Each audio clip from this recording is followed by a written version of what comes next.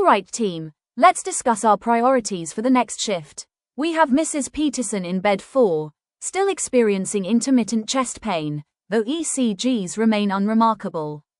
Dr. Evans wants continuous monitoring.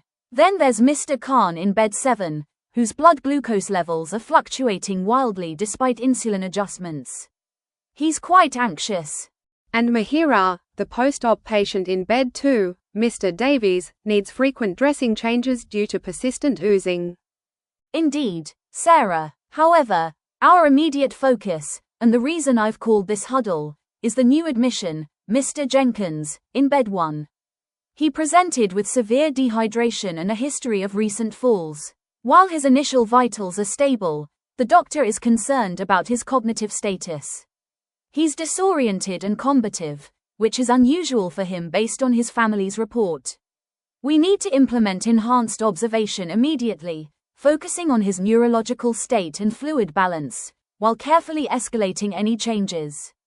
This takes precedence over all non-urgent tasks for the next hour to ensure his safety and gather accurate baseline data. So MIHIRAA, prioritize Mr. Jenkins, then the others. Exactly. Once Mr. Jenkins is stabilized and thoroughly assessed, we can re-evaluate the other patients. Remember, early intervention can prevent escalation.